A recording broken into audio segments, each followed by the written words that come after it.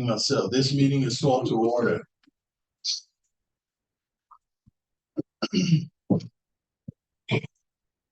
Madam Clerk. Deputy City Attorney Pettish. City Manager Brady. Here. Commissioner Dean. Here. Commissioner Logan. Here. Commissioner Reed. Here. Mayor Collins. Here. And for the record, Commissioner Shurtleff. Great. Welcome and thank you for participating in the City of Helena City Commission administrative meeting. We are pleased to be able to provide this alternative meeting format in the city's effort to broaden public participation. Please be patient as we may experience technical difficulties during the meeting. We welcome your public commentary. Please read the following tips and guidelines for the app usage and your participation. Commissioners, any comments or questions? Recommendations from Helena Citizens Council, Representative Payback and or Rye. Well, Mr. Mayor, members of the commission, Bob Hoppick, representing Helena Citizens Council. We have no recommendations that I know of in front of the council today. As far as our business, we're going into our own election cycle, being November. We're gearing up with the nomination committee and going forward for the 2025 election of officers. And we also like to comment that we enjoyed helping the city in the long-range planning effort to gather comments, and we're tracking that for the future of Helena. So please keep us in mind for any of those types of support to the commission and the city. Thank you. Thanks. Comments or questions for Representative Highback?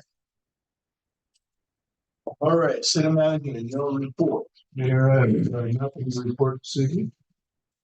Presentation, Cruz Avenue, Helena Housing Authority Planning Update.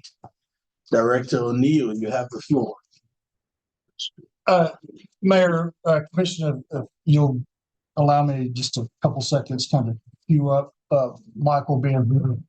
A few admin meetings ago, it was asked of the city manager and staff to provide an update relative to Cruz Avenue, the Cruz Avenue visioning study that was done in 2020. So I'm going to do that, but I want to kind of cue it up or tee it up with just a brief overview of planning efforts that have happened in downtown here in the last decade or so. So born out of the 2011 growth policy, the city embarked and drafted and adopted a master plan for downtown Helena. That was done in 2016, which is really the impetus for several planning efforts that have taken place since. One of the key components was the urban renewal plan that was born out of a recommendation out of the master plan, which was adopted in 2018, amended in 19, and that is the basis for the TIF district that exists downtown. Some of the other planning efforts that were born out of the master plan were some changes to our zoning code relative to just downtown, some design and dimensional standards that are unique to downtown Helena.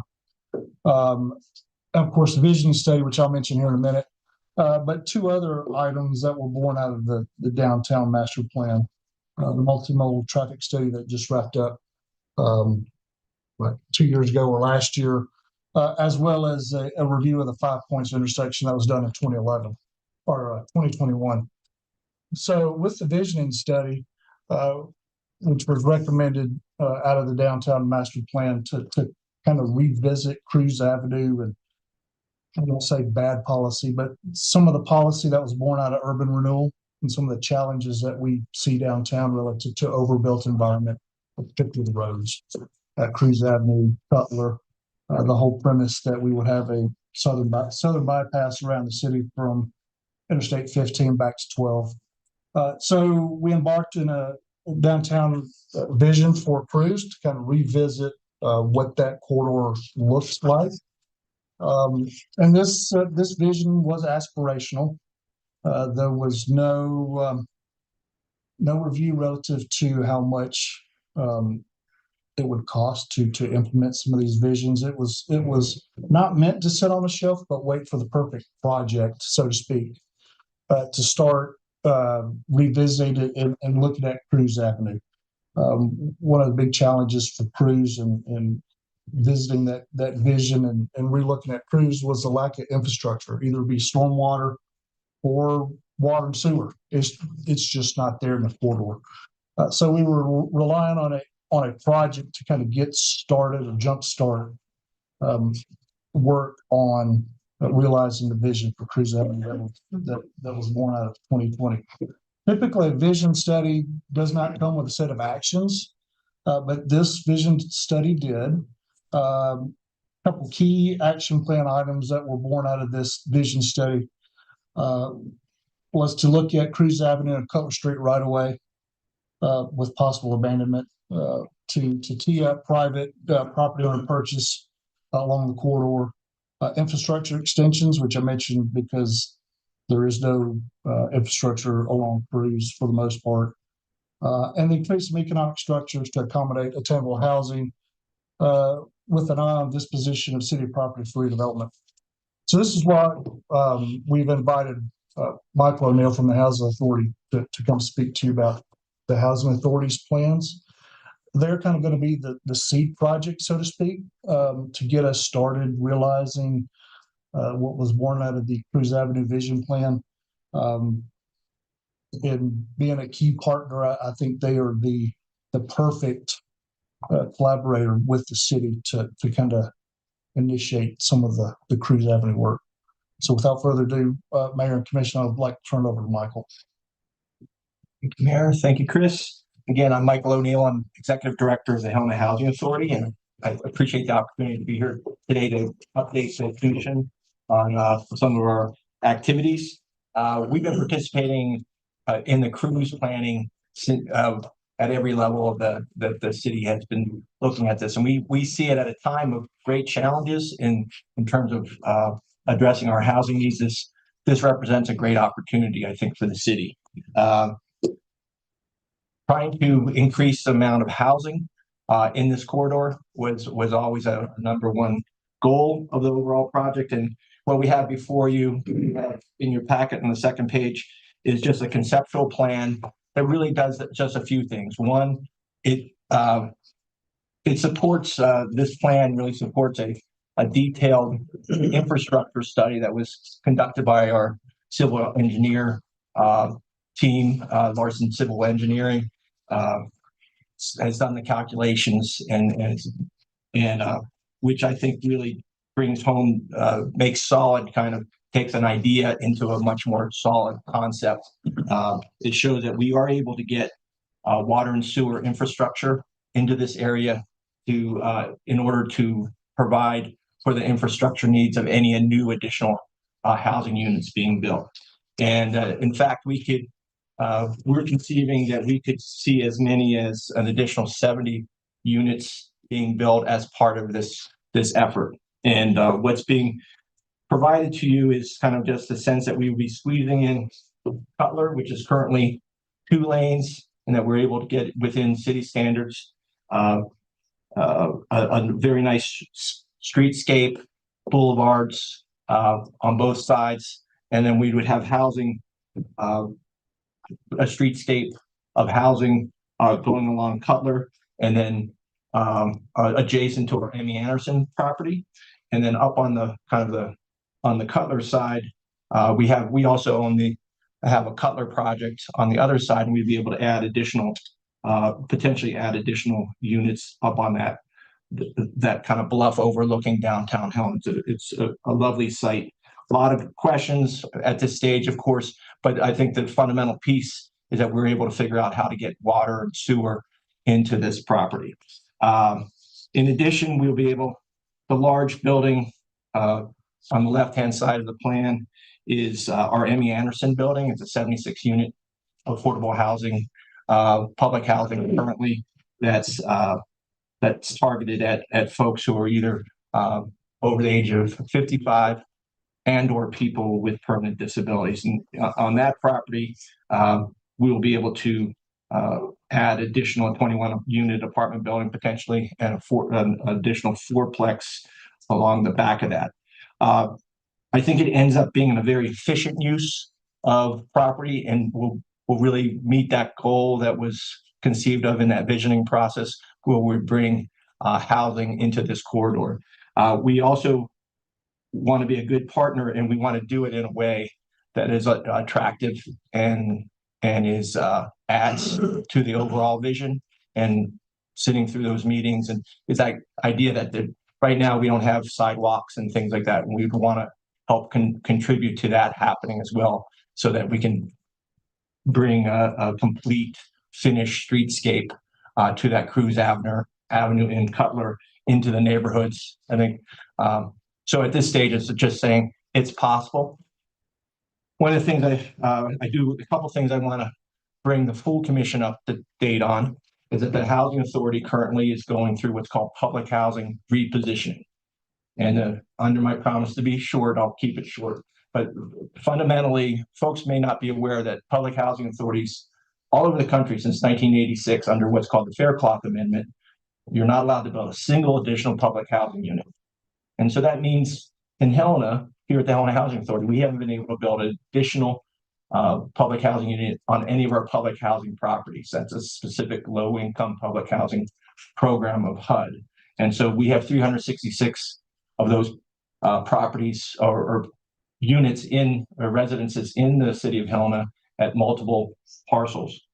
Going through repositioning, we will, when we're done, the one thing we do get out of that whole process, it doesn't come with funding from HUD, but what we do is get control of our property, and will no longer be restricted. And one of the benefits that we will see is that this opportunity here under the public housing program, we couldn't develop on that existing property and the adjacent right of way.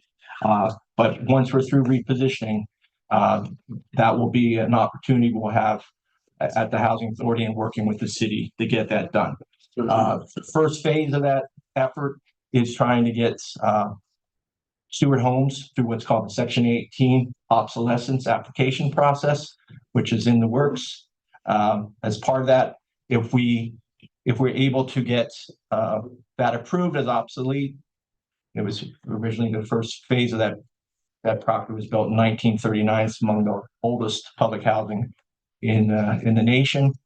We believe we've done detailed studies that are being submitted, and we should get approval for that to go forward. And if that happens, we're planning to modernize and renovate all those properties. No displacement of any residents in any of our plants, and every resident will just shift. The repositioning part is moving from the public housing platform to what's called the housing choice voucher platform. It will become project-based housing, and we'll get vouchers for each of those units, and that which we will project-based. Only in HUD world do you have to go through all these kind of things to get what is really important to making any of this happen. Is that if we were successful with our application there and able to make that transition at Stewart Homes, we will receive an operating subsidy rents that are based on fair market rents rather than our current is considered RAD rents, which are significantly lower, about 30 or 40% lower than what we might see under FMR. Finally, I would just say the last time I think I was here, I was talking about the fair market rent reevaluation study, and the city's leadership and the county's leadership and our local initiative pushed that forward to be a statewide study. I think it was in yesterday's paper. You saw that that's out, that's happening, it's on time.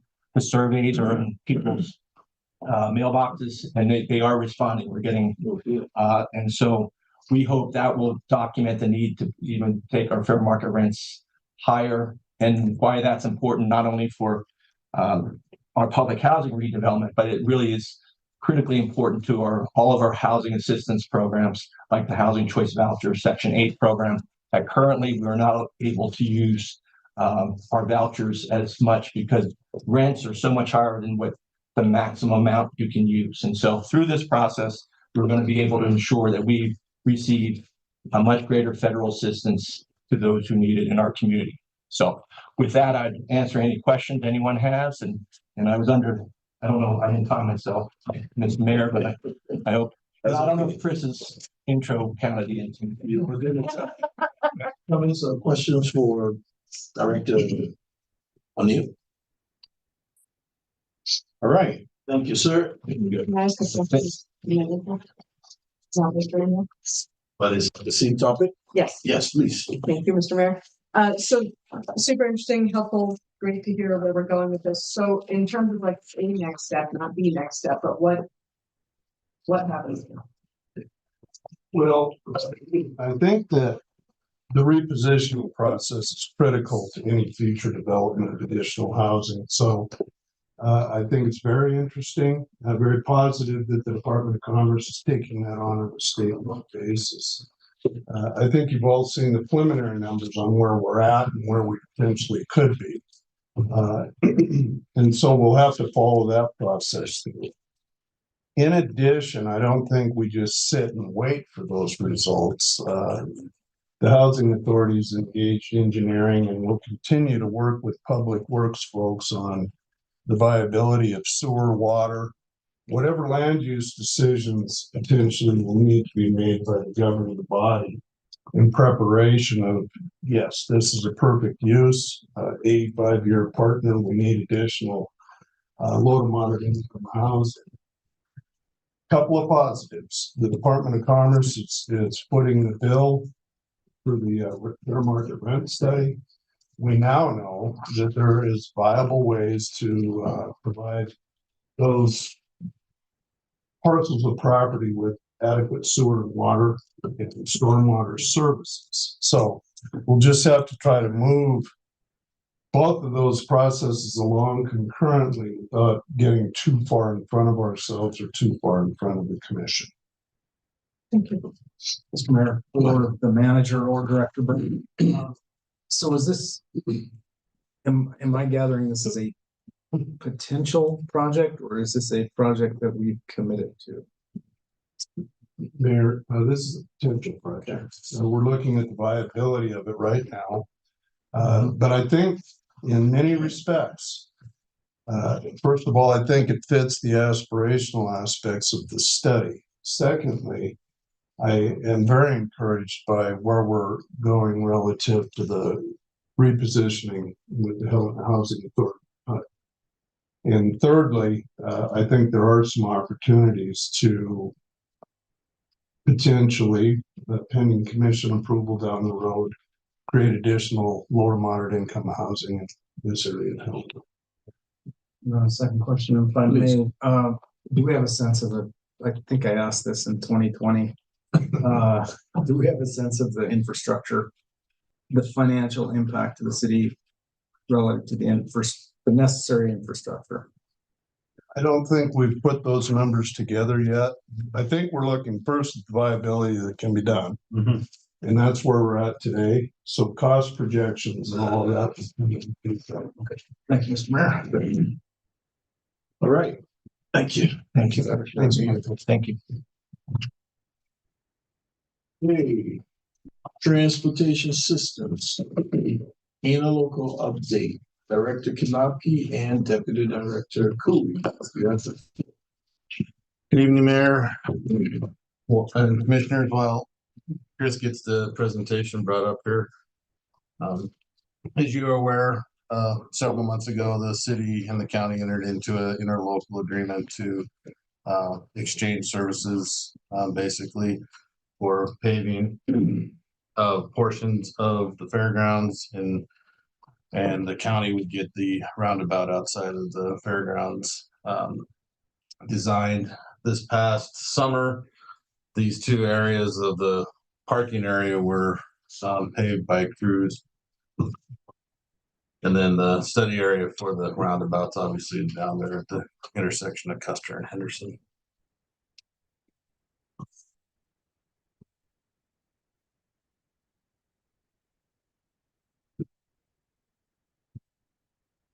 So that's just a still shot of the final product that was done. The county crews did the dirt work, and then city crews went in and paved that entire area. That's the east lot, and that road that goes out towards Silsbee. In preparation for this and other projects of the city, the streets division invested in a new paver and a new roller to do these projects more efficiently And, quicker for, to open up roadways, faster instead of. So one of the crew members, they did a lot of videos and drone footage and everything, put together a video. I have chopped it pretty much in half. So we might have to deal with the volume there today. But this has some highlights of their work out there.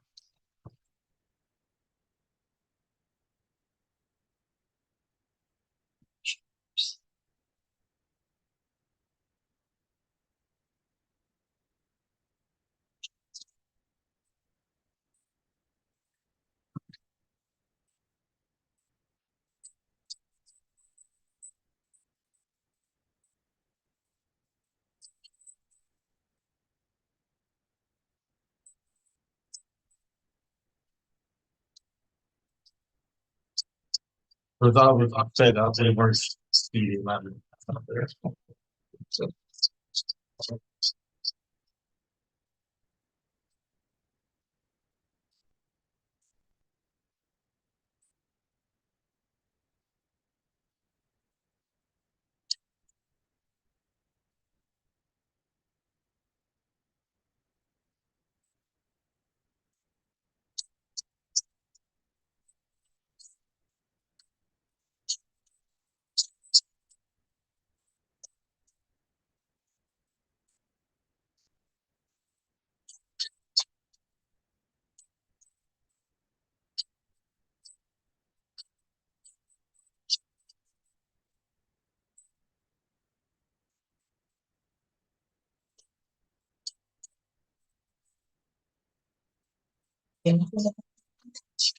No, they're adjusting the tree. But they do have fun out of them.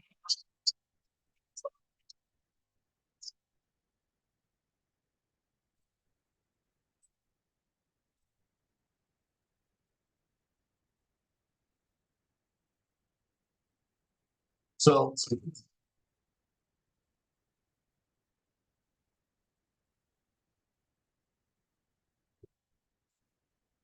So,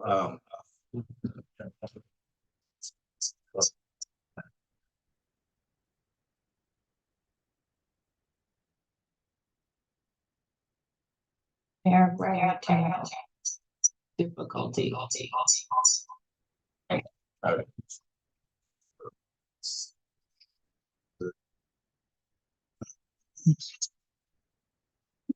Oh boy, no more. So, as far as the roundabout, as you can see, the current configuration and then the conceptual is on the right-hand side. It's going to benefit the county just as much as it's going to benefit the city, fixing that intersection down there. Anybody have any questions on the interlocal update? Mayor, I just think this demonstrates what excellent partnerships we have with police and Clark County and the city. I think our crews did a great job. They got good training in the process on new equipment. And I think that part of the MOU is Lewis and Clark County contributed how much to design the roundabout? I don't remember the exact dollar amount, but it was upwards of $250,000. I just think we wanted to report back to the commission it's positive partnership, and I think good results.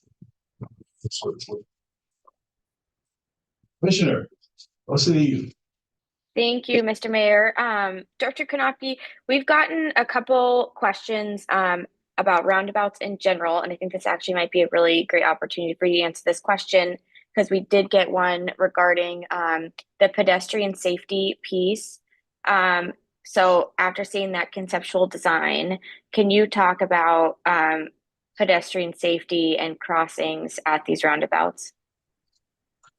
Yes, Mayor and Commissioners. So it is a little different than a traditional intersection because the pedestrians cross basically at the rear of the first queued vehicle in a roundabout. But the advantages of that is it puts them farther into the throat of the approach. And it also gives them a refuge island in the middle. So if they make the one movement across the lane and it's busy, they have a place to stay instead of having to try to run across and shoot the gap. There's a lot of signage that takes place or that's installed with roundabouts for pedestrians. And then also one of the bigger safety advantages of a roundabout is the fact that your speeds going into the roundabout are much, much less than what they would be if you had a green light for a signal.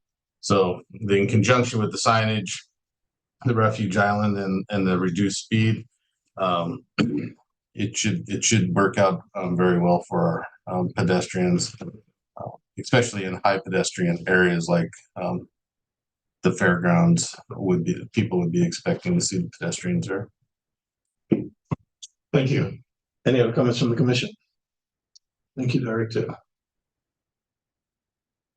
Oh, you're still on. One more, Mayor and Commissioners. This one's a sidewalk discussion.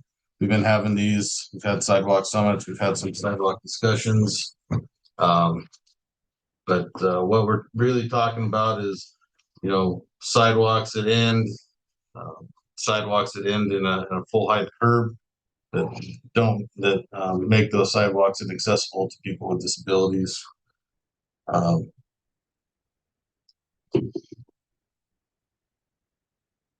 ahead and do this one. So, Mayor Commissioner, so this is a heat map of all of the existing infrastructure that we have, and this comes from our city and software that we've recently undergone with. So they refer to everything as an asset, and without getting too far into that, an asset could be anything from a whole stretch of a sidewalk block to just one panel, depending on where the breaks are in the compliance. So in total, we have just under 13,000 total assets. Compliant assets were about 35% of those. So for sidewalks, about 3,600 compliant sections of sidewalk and 5,300 non-compliant sections of sidewalk. The curb ramps, about 600 of them are compliant and about 2,600 non-compliant. And then to put a dollar amount to what it would cost to bring all of the non-compliant sidewalks and ramps into compliance. Sidewalks is about almost 12.5 million, and curb ramps is about 8.5 million. So that was compared to today's standards. So some of these sidewalks were put in under different standards. So they're being compared to today's standard of PROAG. So where some of these may, a handful, a few of them here and there are compliant under old standards, we compared them to what we have to follow today with the inventory that we did.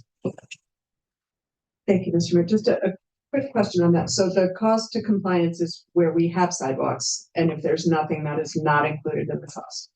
Not yet. Okay, and blue is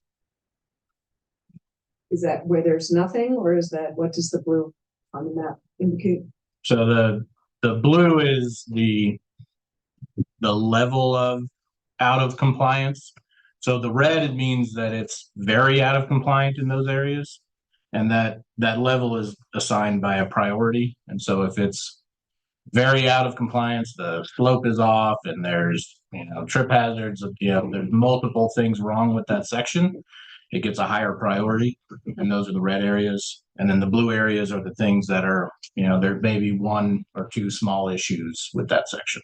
And if there's nothing, do we have a comparable number of total assets versus where there should be an asset? Do we know, is it twice as much where there's nothing? Thank you. So Mayor and Commissioner, this is the pedestrian network gaps. The green is where we have sidewalks. This doesn't denote compliant or non-compliant. This just denotes there's sidewalks there. The red is where we do not have sidewalks. This isn't quite updated 100%. We had some roadways that we just recently had inventoried that will change these numbers a little bit, but not by much. So to complete the network, it's about $30 million. We have about 27 million with sidewalk gaps and missing curb ramps are around 3.2 million. And then there's some, about 341 miles of sidewalk versus 142 gap miles. We have a total of 4,379 curb ramps and about 1,000 of missing curb ramps. This just gives you kind of a idea of the where we sit today versus what we have and what we don't have. Thank you, Ms. Mayor. One more question. If there's a street and there's sidewalks on one side but not the other, does that count as having sidewalks, or are we saying sidewalks both sides for gaps? So Mayor and Commissioners, we went off of what the city code is, and city code is sidewalks both sides, and understanding that there are areas in the Helena that may only get sidewalks one side, but I think that's a very small percentage that would impact that number pretty minimally. Mr. Mayor, thank you. Director Canopy, when you speak of compliance, to what standard? PROAG, the public right-of-way accessibility guidelines. Thank you.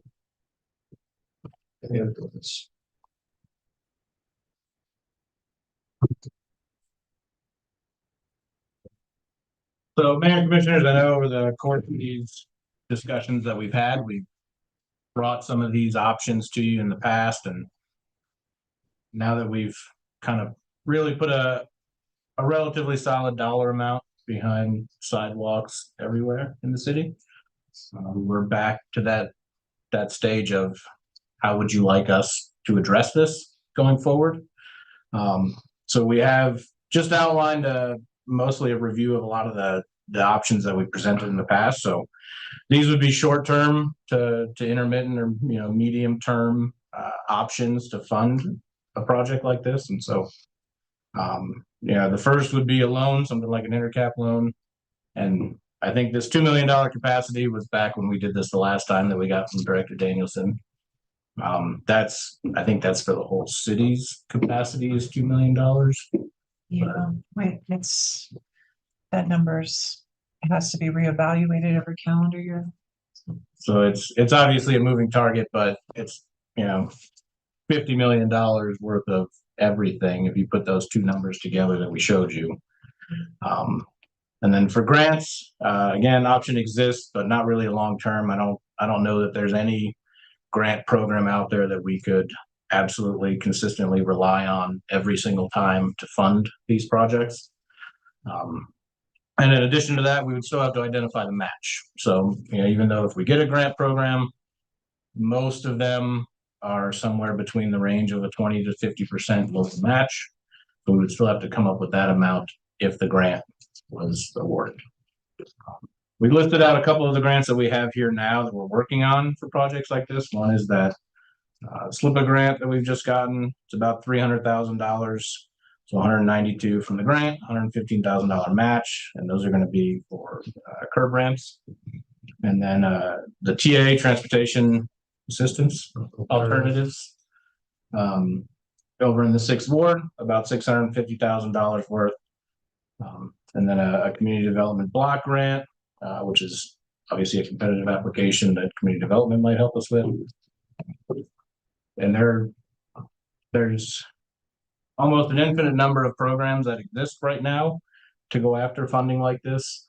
Our grants coordinator, Amanda Opitz, has been constantly sending us opportunities as they come out, and we'll review them and see if there's anything that we can do to apply for those funds.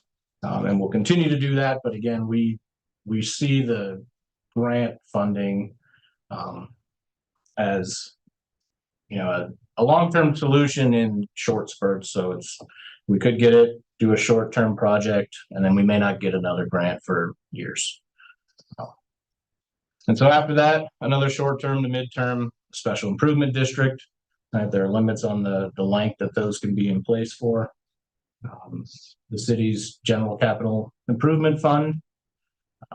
And then besides all those, we could stick to the status quo of the city code requirements, which is that the owners of adjacent property owners are responsible for upkeeping of their sidewalks. Yes. So Mayor, I think the point this evening is just to say we've further defined the issue, the problem. And I think there's prioritization work that needs to be done, and I think through the new committee, safe routes to school, other conversations, we'll be reporting back to the commission. I don't think we expect a global decision here today. Right.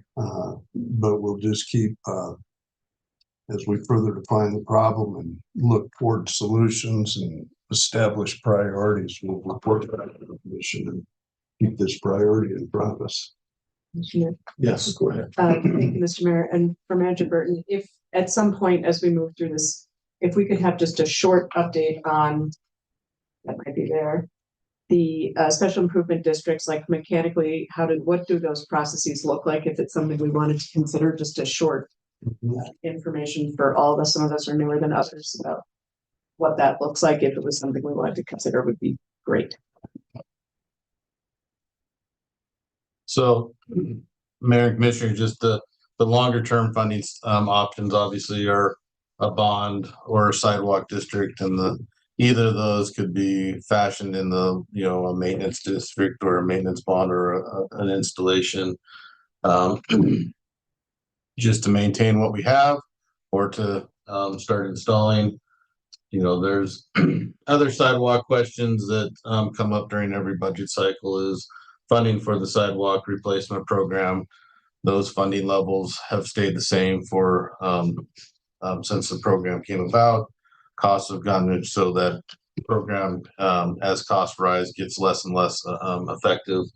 And just determining the method of installation, this would obviously, public engagement process, refine the costs and schedule. Our City and Adapt software, we have it prioritized out, so it's in 5 levels of priority.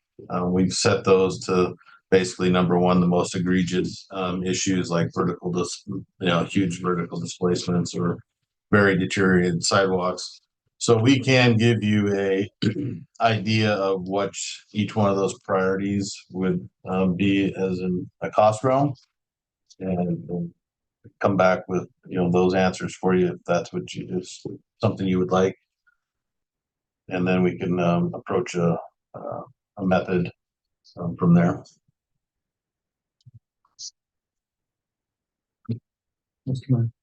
So, Dr.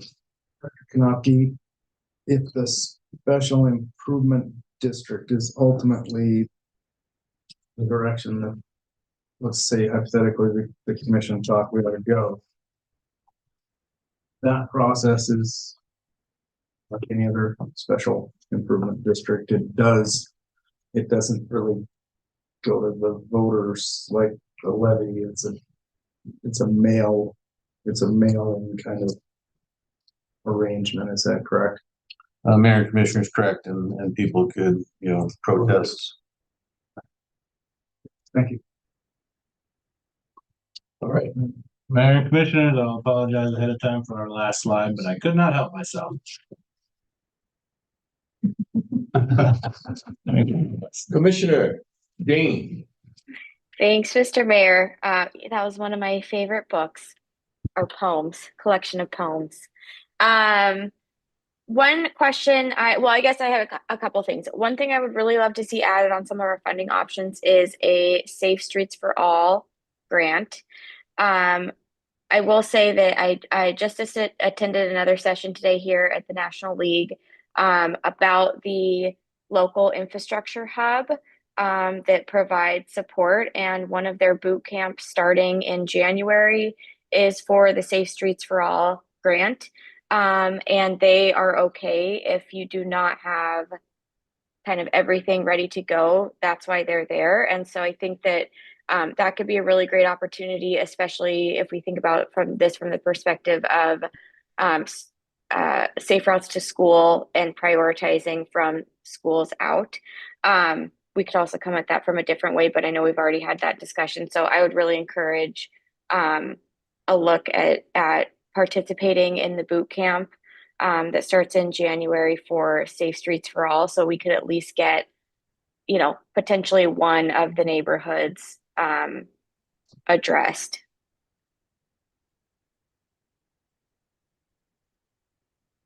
Good. Thank you. That's it. Mayor and Commissioners, we'll get on that and make sure that we get signed up for that boot camp. Any other questions for our Kanowski?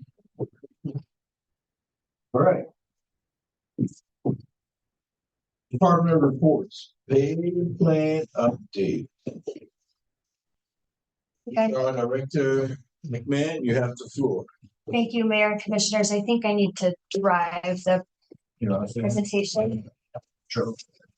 I'm going to drive my presentation.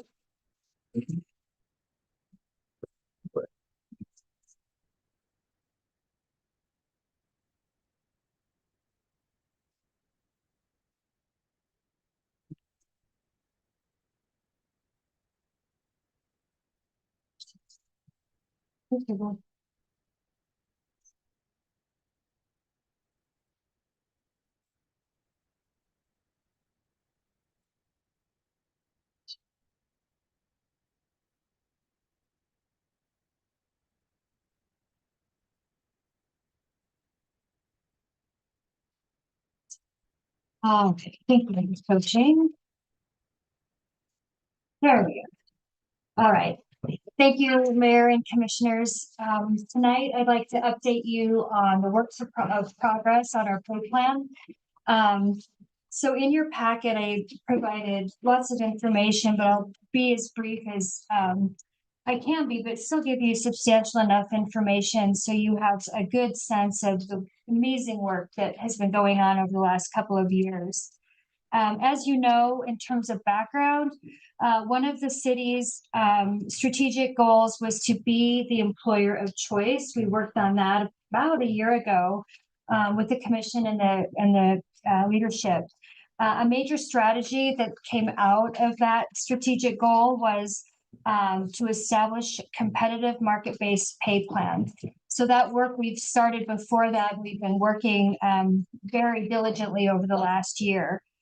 The city engaged services with communication management services. You might remember that we did an RFP for these services a couple of years ago, and we conducted wage analysis, and they've been instrumental in providing direction to us in developing a new pay structure. So our implementation strategy, we've already checked some pretty significant boxes of implementing a new pay plan. One, we developed a compensation philosophy, and that was shared with the commission. That really has been serving as our guidepost and giving us direction and purpose in developing a pay structure. We have developed a compensation committee, great representation throughout leadership and key stakeholders throughout the city, many of whom are here today. And then with the CMS, we conducted 2 wage studies, one in 23 and one earlier this year. Typically, we don't conduct wage studies every year, but you may know that the data coming out of 2022, out of the pandemic, we wanted to gauge sustainability and whether or not that data was, leveling out or if it was still continuing to show some real wage growth. And so we conducted that wage study again earlier this year. So, the question might be, why would we look at a new pay plan, right? So for non-union positions, what we're really interested in doing is shaping up and shoring up our current compensation practices.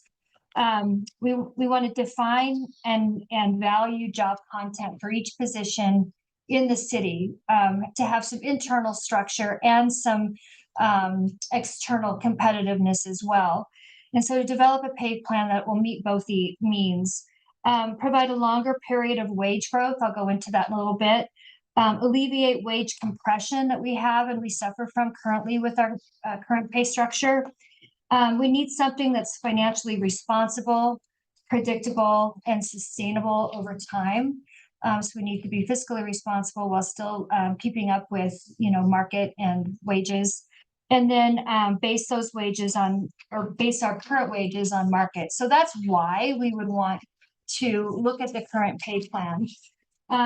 So in progress right now is we want to develop a pay matrix that's internally equitable, externally competitive, affordable and sustainable, and legally defensible. So that's what we're working on right now.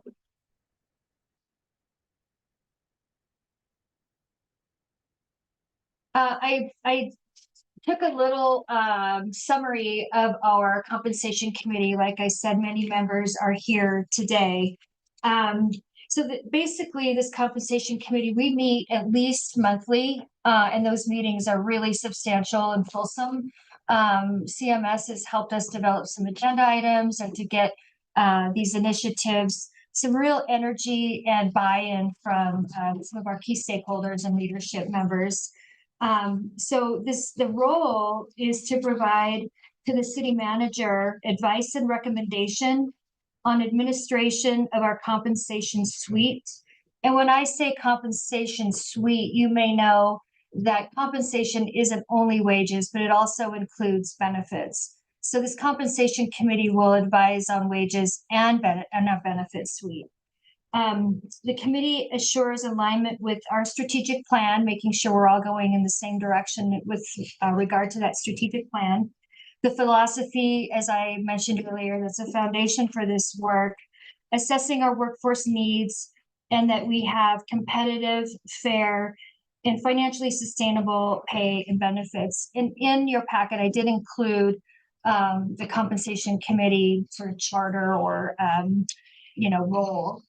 And then also the compensation committee is responsible for facilitating communication of initiatives and employees so that we're transparent. And I put in here the compensation committee said a competency of developments. And so what's important with our compensation committee is that we have perspectives that are not really a limited scope of work, but we have a broader perspective and can bring all those perspectives to this group on behalf of the entire city. And then the membership is appointed by the city manager and consists of representatives from key departments, including HR, finance, various leadership roles. And then we've recently added some representation from some of our union associations so that, they're informed also as we go into talking about competitive wages and benefits on a broader scale, not just with our non-unionized positions. So there are some things that we really like about our current pay matrix. I've mentioned a couple.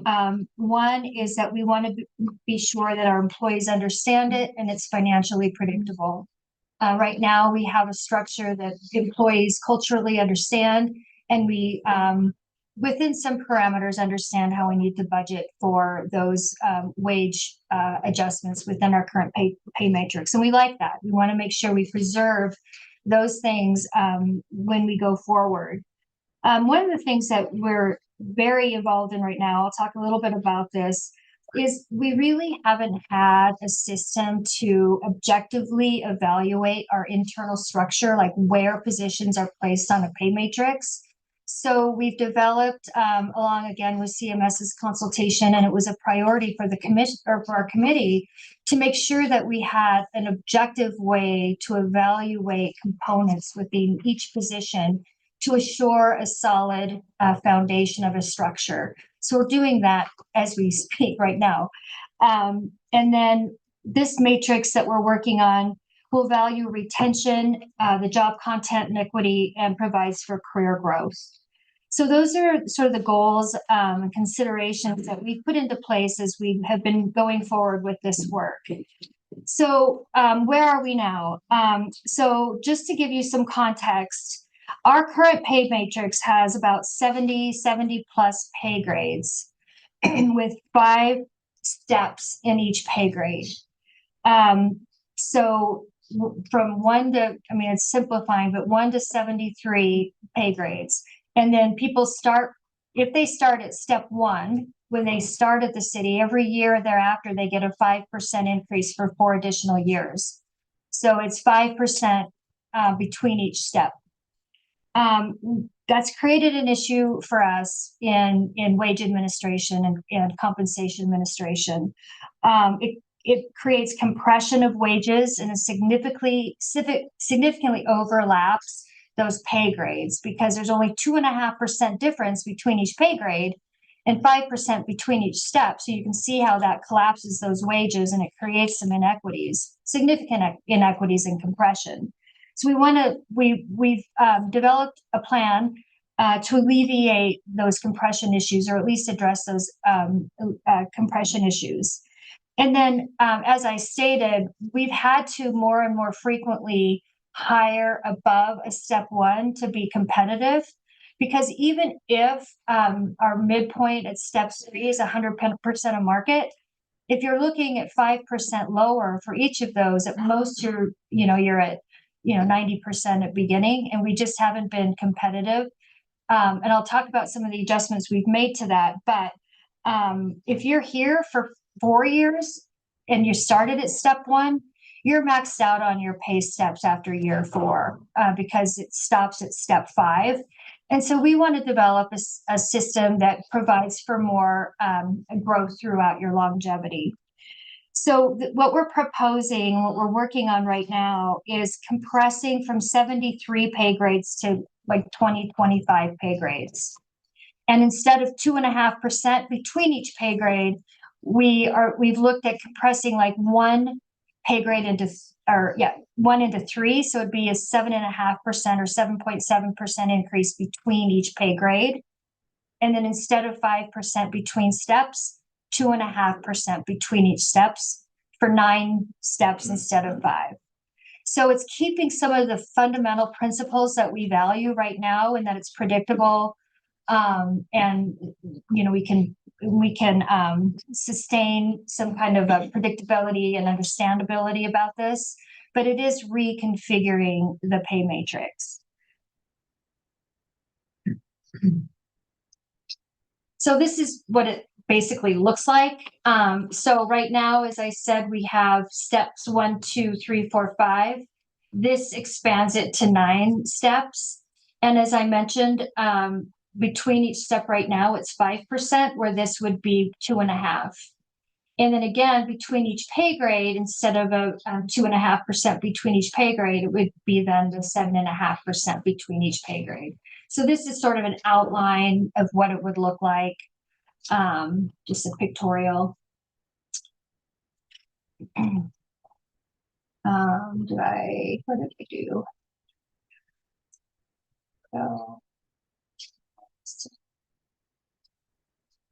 So basically then the advantages of a recommendation to update the pay plan, again, it values job content and years further than 5 years. We're working in promotions and career ladders, which would be more meaningful, because instead of a 2.5% increase between pay grades, it would then become a 7.5% or more, depending on a reclassification of that position. Again, instead of 5 steps, it would go to 9. I've talked about the alleviation of compression, predictable, sustainable financially, and then again, the thing that we're debating, not really debating, but we have to figure out and calculate is, ideally, when you look at the 9 steps, we would like the mid step, this step E, to reflect 100% of market. And that's how the foundation of the market plays into this. So positions that are valued at let's say it's this step, or pay grade 1, right? For positions in that pay grade, we would like 100% of market to be at the midpoint at step E. So we need to figure out, as part of our work, how much we can afford and how far we can get toward that goal. So that of course depends on the commission approved a budget, and we have some budget analysis and forecasting to do in that work.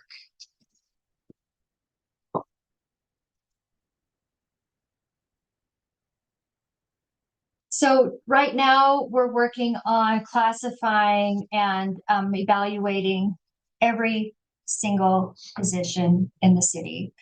We are committed to making sure we have a solid structure going forward, so that it's sustainable and people understand it, and it's a solid pay matrix going forward.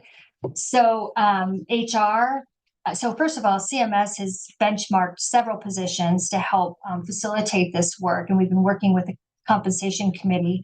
And HR, Angie Benedetti and I are looking at the remainder of job factoring with CMS's help, and the compensation committee. They'll have access to every single one of those job evaluations to make sure that, you know, we're on point in making sure that this is set up like a solid structure.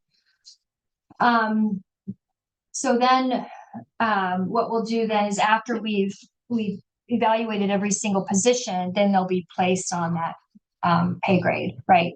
Is commensurate with the knowledge, skills, and abilities, and all those factors that we're evaluating.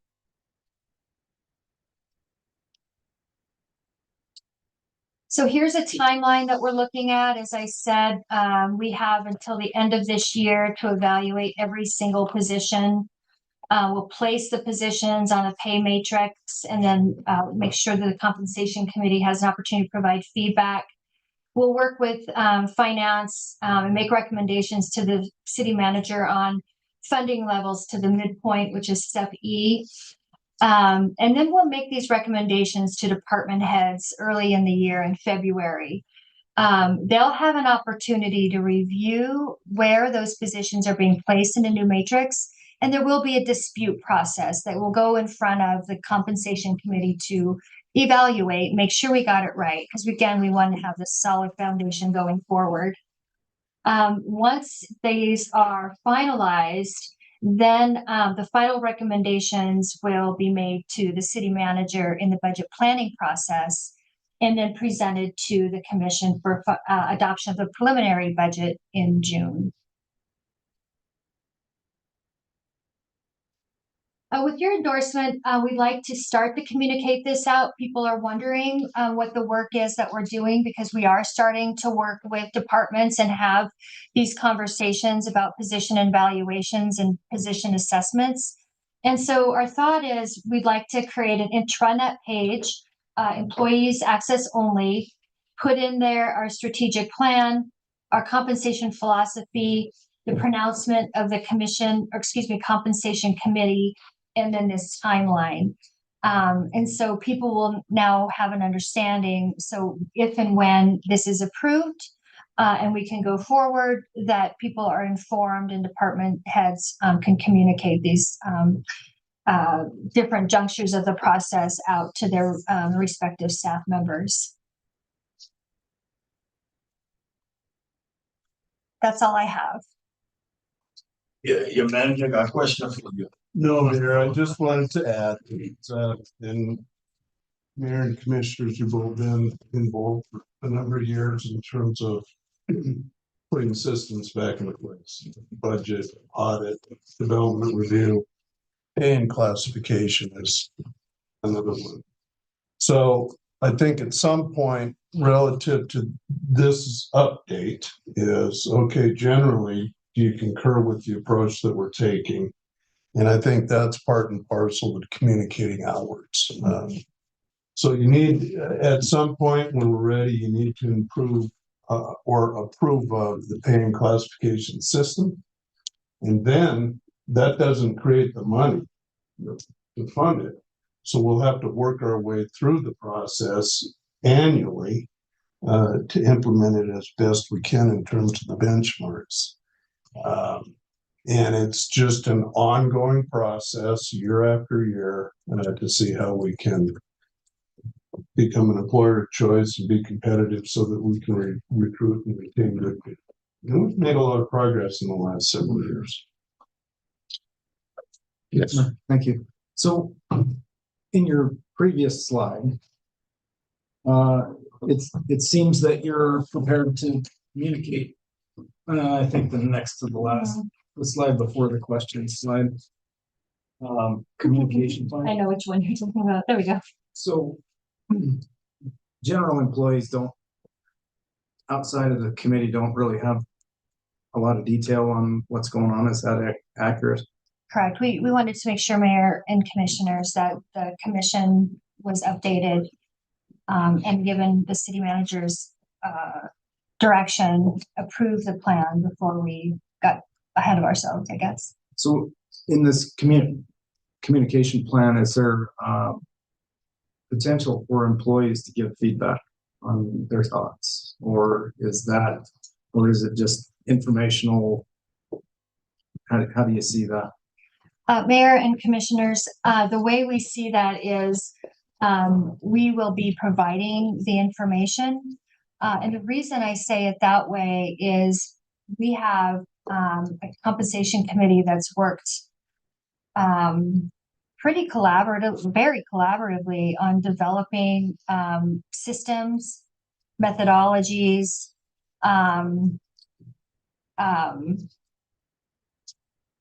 best practices in developing the system itself and what we're recommending. And so, we feel like it's best practices and good methodology and improvement for all the reasons we talked about to launch it with this recommendation and then if someone, then the way it's drafted right now, and give me your feedback if you think otherwise, but the way we're drafting it is that if there's a dispute on where a position is actually placed in a newly designed pay matrix, that dispute has to be supported and goes through the department head and then is that considered by the compensation committee.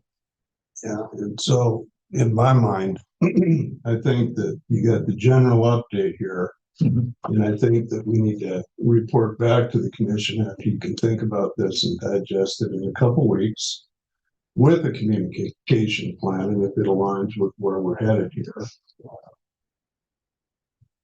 If the commission agrees with the approach, then we'll start reaching out to say, okay, here's where we are in terms of developing the system. So if after you have a chance to read this and think about it and digest it, let us know whatever questions that you have, and we'll either send you to Renee probably and get those questions answered. You bet. Yeah. Commissioner? Mr. Mayor, question for the manager, and I do not expect an answer right now, but conceptually is one part and price tag is another. So understanding that you don't know what it's going to cost specifically yet, it would be super helpful for the discussion to have some rough sense of, even if over the next 5 years it would cost, but something, because it can be a super great idea that we all love. And if it's going to be financially, unduly burdensome, that would be useful information to maybe think about how to approach it. So when we're ready to make a decision, if we could have a sense of cost, that would be very helpful. Well, it's critical. And even if we put $0 more into the system, I think it's the new pay and classification structure that we're talking about here. Money and how to afford it over time, because 0% COLAs add up, and that puts us further behind. We know that it's going to take multiple years to catch up, whether we stay with the present system or a new one. So the way I look at it in my mind is that the pay and classification system is zero cost. So the commission allocates additional money to move forward relative to employer choice and market competitiveness. Mr. Thank you. Maybe she will help with that answer. So. Well, with your permission, Mayor, I've had a conversation with Renee and also CMS about costing out scenarios of this plan. The first thing that really, before we can move forward with doing that, is their classification system. They need to understand where people are going to fall on this matrix, and then we'll we'll start preparing scenarios once we get that information. They're scheduled to have that work complete by the end of December. And then we'll start being able to look at scenarios of, you know, how we fund it, when we fund it, and what each different scenario will cost. Right. We'll have a better idea then. And I think just because what the commission's been engaged up to this point is we're at 85% of the market. Or if we do a COLA, then it gets us up to this percent of the market. I think overall we're at 91%. 91% right now. So there's more work to do whether we do anything paying classification system. So I expect that when we report back on here's the status on where we're at relative to the market, and then we have the budget discussions in terms of implementation over multiple years is really what it's going to take. Was the one point I wanted to make, not exactly a question, but I would be, what I don't want to do is approve this great new system where employees are super excited about possible reclassifications and then come to realize that we simply can't afford to do it. That's setting these expectations of equity and change that then the commission is like, cool, we can't do any of it. So if we can just, you know, think about the timing and not setting us up to have to disappoint people who are very excited about the system, which I will say, you know, based on everything I'm hearing is great. I just want to, I want to not hamstring us to do all the things that people are hoping we can do. And I'm hopeful we can. And Mayor and Commissioner, I think that's a good point. The system doesn't create any money, period. So how do we move forward relative to goals and objectives and financial implementation of the system? So there'll be a lot of discussions down the road. We're all budgetary, and those decisions will be made by the body. All right. Any Mayor, other questions? Mayor, and Commissioner, one more, maybe this will help. So right now, if this were our own system, right now we're funding midpoint at 91%. So that may be, our goal is 100, but as stated, we're not generating more funding to have a new plan.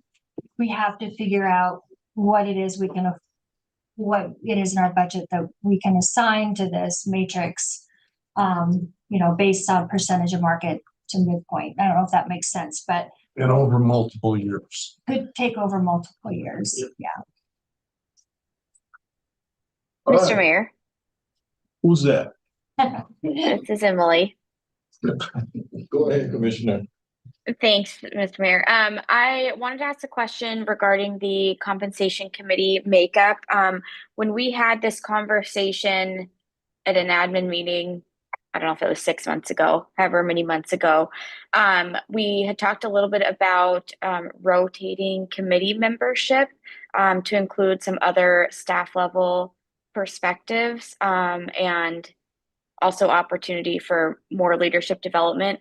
Is that something that you are still planning to include in the compensation committee rotation?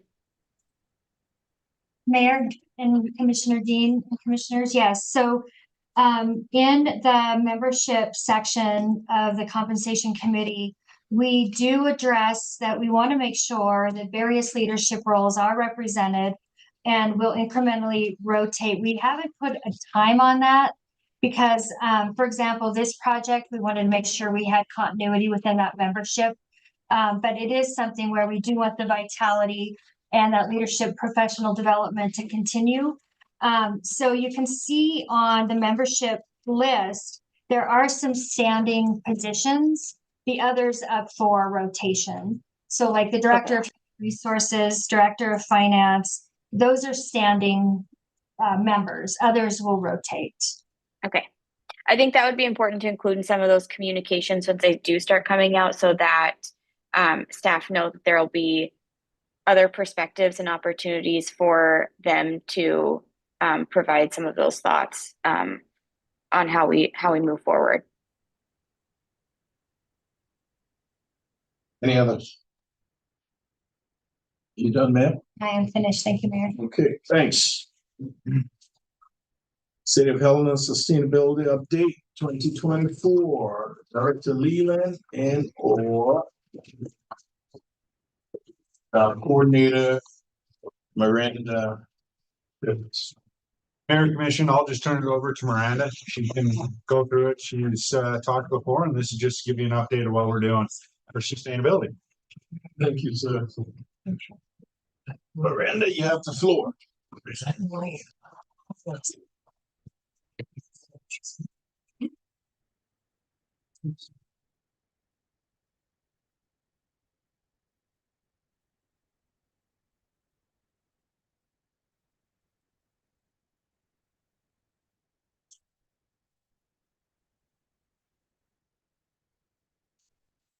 All right, Mayor and Commissioners, I'm going to give a quick update on sustainability projects that are in the works and in the future.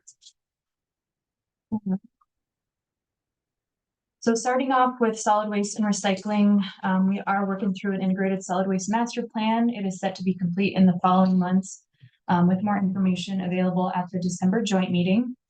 Our lithium battery recycling program was recently expanded. We were having several fires out at the county landfill.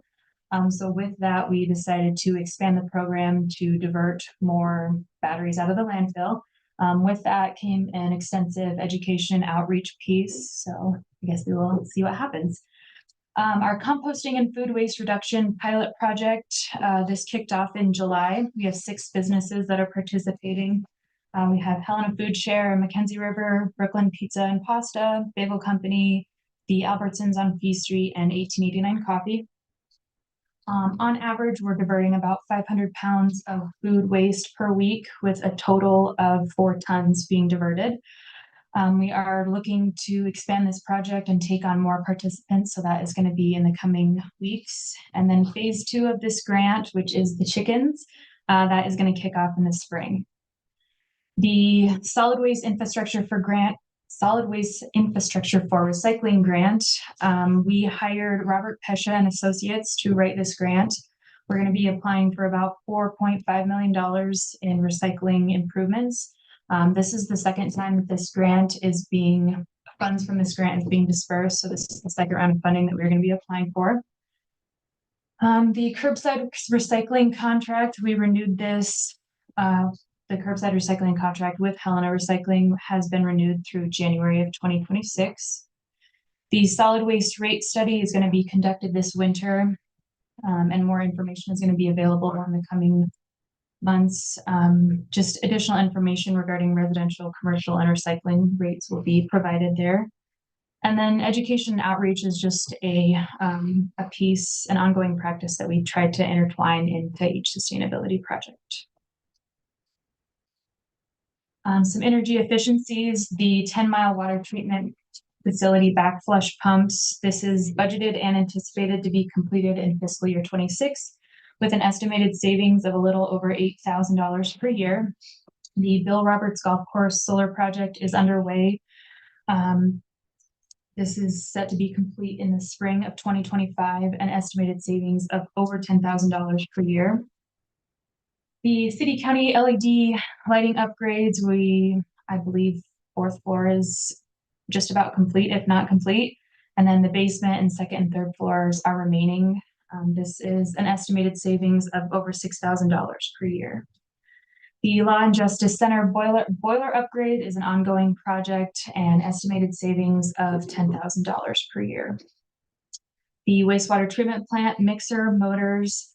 This project is anticipated to be completed in fiscal year 26, with estimated savings of $35,000 per year.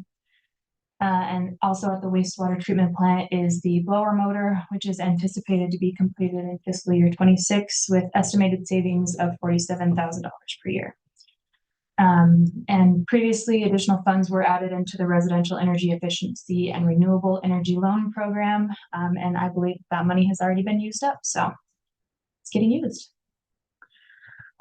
Water, at the Law and Justice Center, a xeriscape project was completed this summer.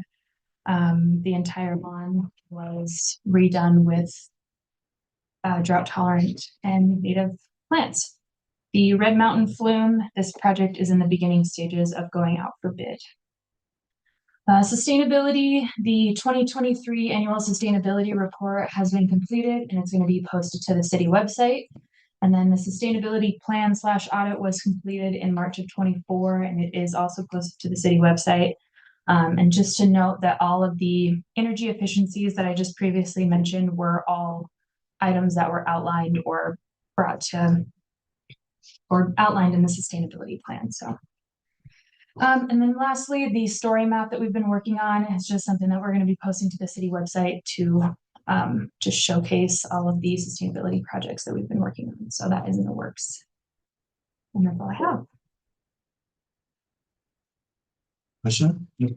Thank you. So, I'm quite interested in the Red Mountain project, and I was, it just seems like it's a big opportunity that we have for improvement of the water system.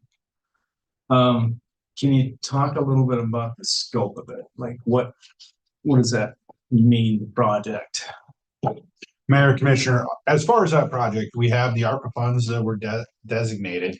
And that is gonna go for basically the first quarter to the main two, Sally Bell and, oh, I forgot the other drainage. Just spaced it. Anyway, we're picking up those two. Those are the main drainages that we picked up. So with this ARPA project, we are going to install pipe from those two drainages to go further. As far as we go on, we'll pick up with our main infrastructure project, our CCIP, any other grants that are out there. And then also we are working with open space to fix any of the spaces that are not currently functioned or damaged. There was a piece damaged, they blew away with the big windstorm, and with the industrial facilities and Brad Langsather, we fixed them. And so we are just going to systematically go in there year after year to fix it, and then eventually bring it up to standards that we need to. And the big part of it was working with the Forest Service to get a design of the trestles so we can actually go in there and rebuild it. That was the biggest holdup that we have. And now we have an approved set of plans so we can go to the Forest Service and start to do that as funds become available. Mr. Mayor, follow up, and we still do have like private land ownership access issues, or no? Like that the flume travels through? Mayor, Commissioner, we have a few of them, but we have worked very diligently with them, and either the Forest Service has picked up some of that private land, or we have worked with them and have gotten easements to go through there. So I think all but a couple is that we are good with the private landowners, and Brad has been instrumental in to be able to pick up those easements. So we had good relationships with the private owners. Thank you, Mr. Mayor, and thanks, Director. Any other question? Okay. Scoopus, are you done? I'm done. Thank you. Is there anyone from the public wishes to address the commission? Madam Clerk, do we have any online? Mr. Mayor, I have no. This meeting is adjourned.